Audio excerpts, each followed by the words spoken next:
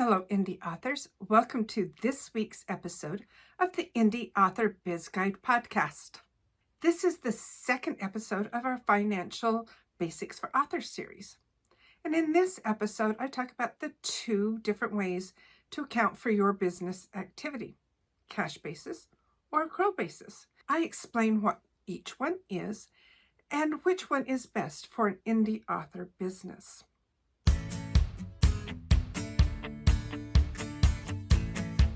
Welcome to the Indie Author Biz Guide podcast.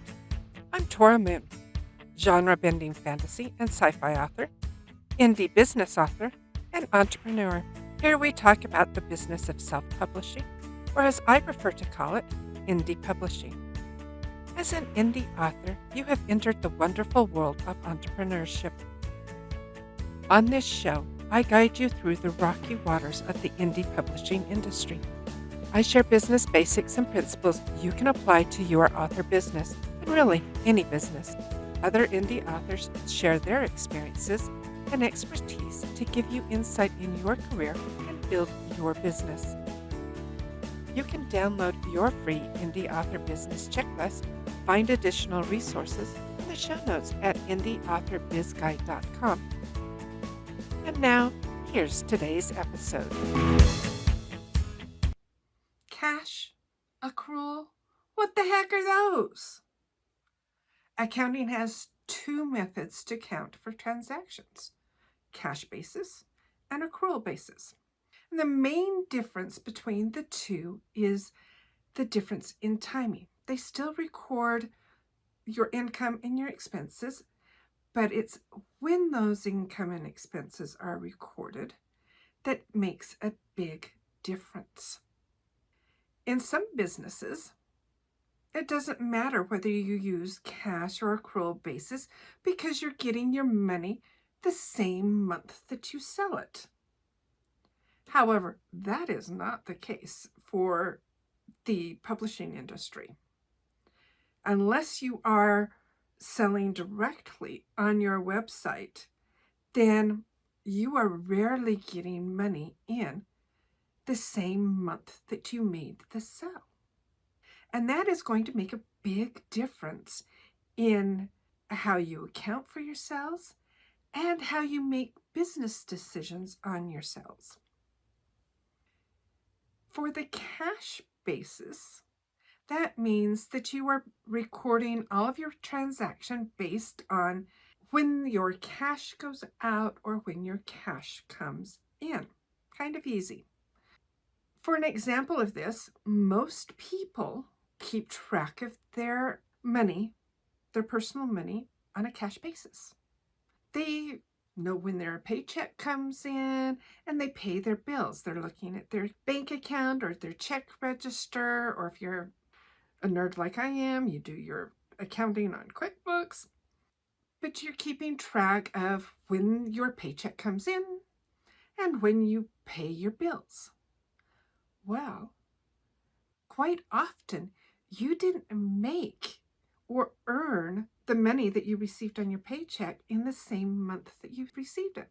Quite often, you actually worked in the prior month and earned that income in that prior month, but you're getting paid like 2 weeks later or a month later for the previous month's work. Say we're at the end of January. And you work 2 weeks at the end of January, but you're not getting that paycheck until February.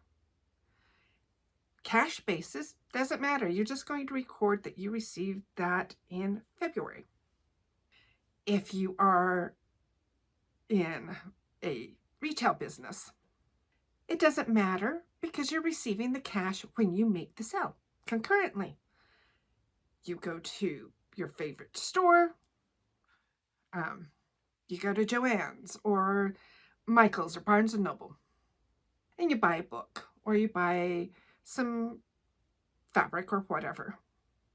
You pay for it immediately. That store earned that money right then and there. Most often, that type of a store are recording their sales on a cash basis. The same thing with your expenses.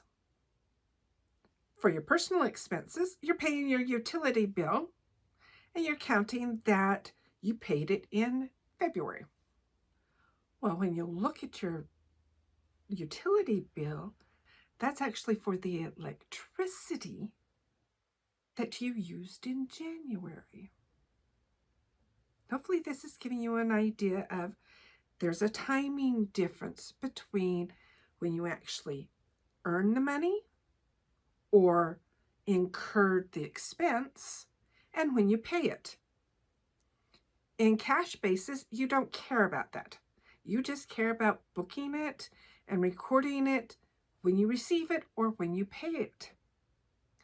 For accrual basis, what you do is you match and record your sales and your expenses in the month that you earned them or incurred them.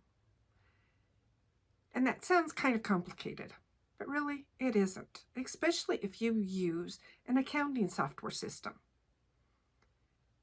In our industry of the book publishing industry, it's almost imperative that you use the accrual system because we do not receive the money for ourselves in the month that we make them.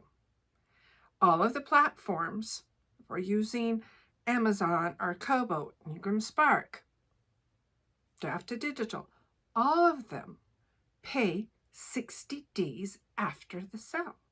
That means that the sales that you make in January, you aren't receiving until March. If you record that on cash basis, then you're always going to have to be doing mental gymnastics to figure out what your January sales really were. Because what you received in March and you record for March are not your March sales, they're your January sales. And that can make a big difference in how you make your business decisions.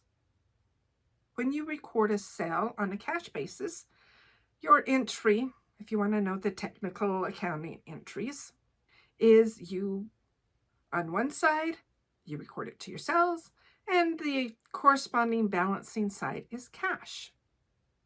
However, when you are accrual basis, what happens is you record it to sales. Okay, I had X number of dollars in January of sales. I'm recording those sales in January.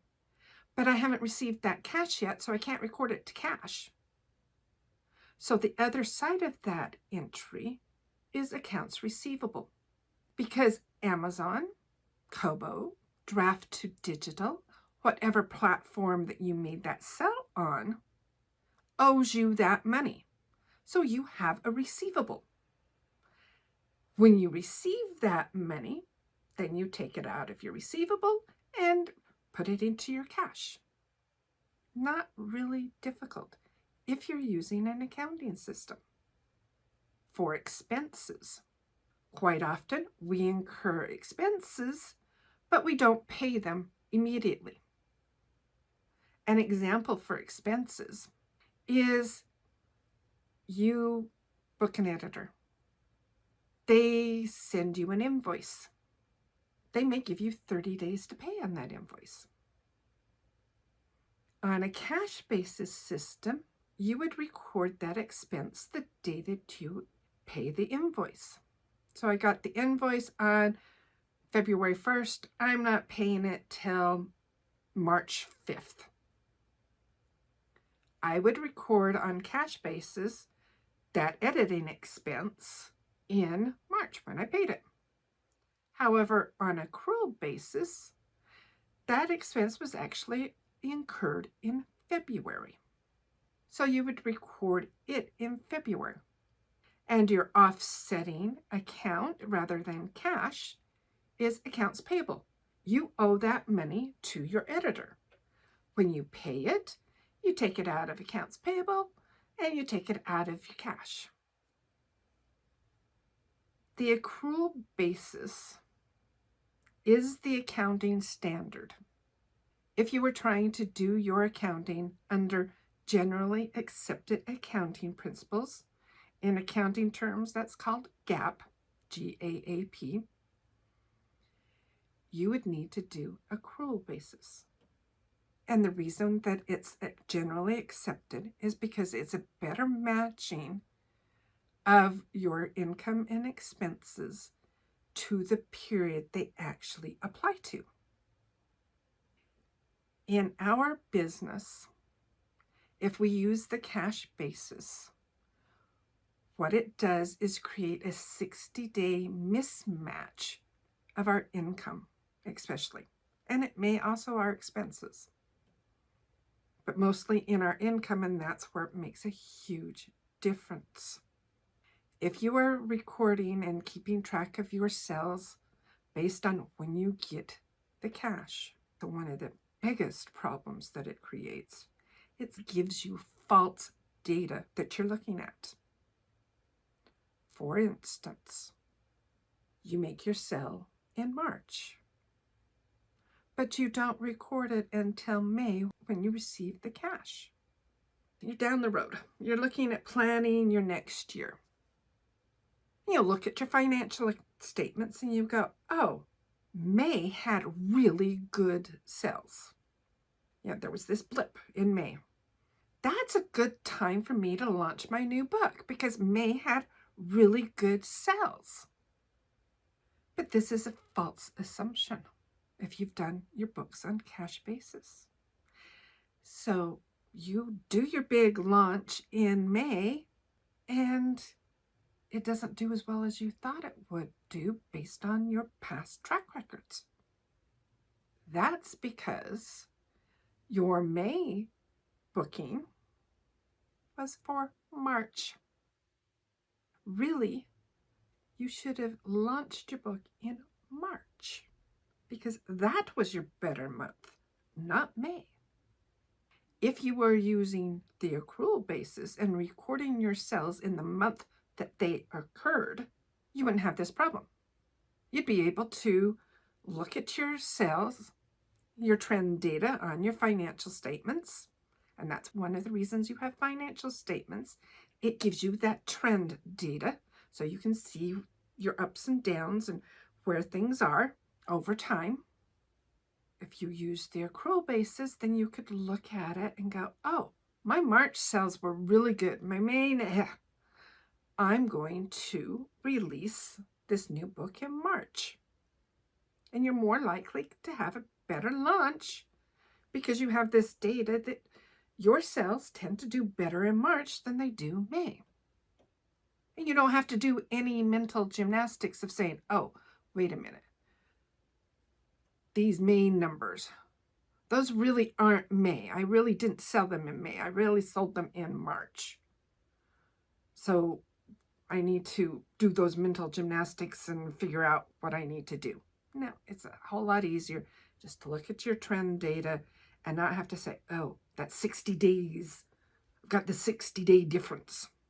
Another problem with recording on a cash basis rather than an accrual basis that causes in our industry is now you have a mismatch in determining your cost of sales. If you've recorded on a cash basis and you are looking at your March advertising expenses and your March sales, and you're on cash basis, you're going to have the wrong assumption that your advertising generated X dollars of sales.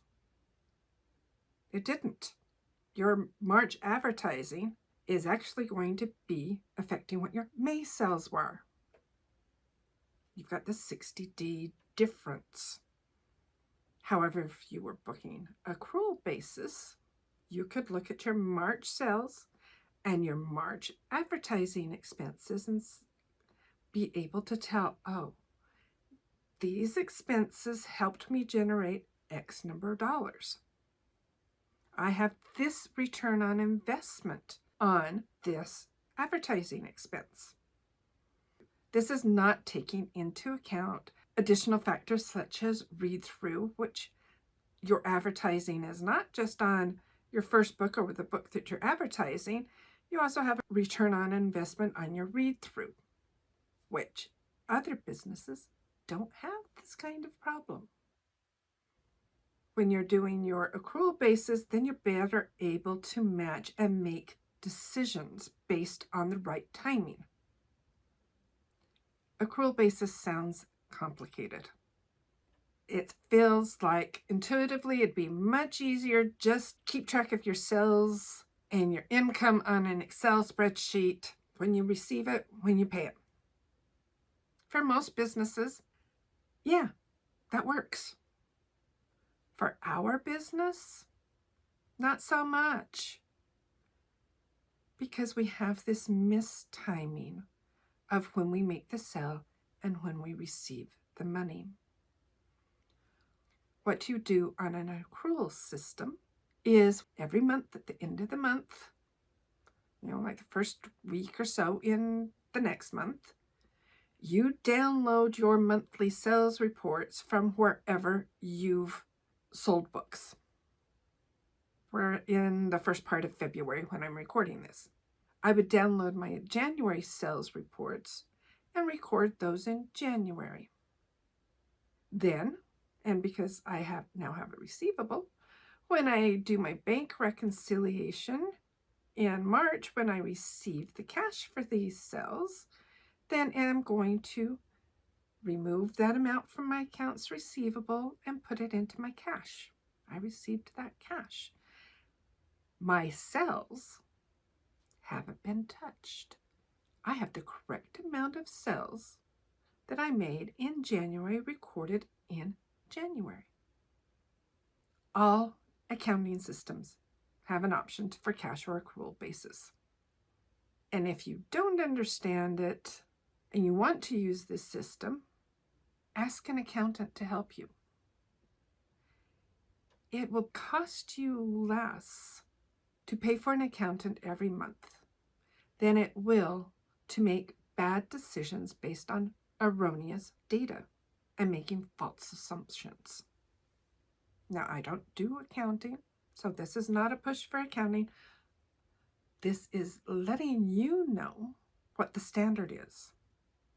If you want to be treating your writing professionally as a professional business, then using the accrual basis of accounting is what you should be doing. It gives you better data. You don't have to do any mental gymnastics about when your sales actually occurred. You can tell your cost of sales much better. And it gives you a better reflection on what your actual income or loss is for each month. When you are booking cash basis, you really don't know how things are lining up because of that 60-day mismatch. I talk about accrual and cash basis and the differences in my book, Business and Accounting for Authors.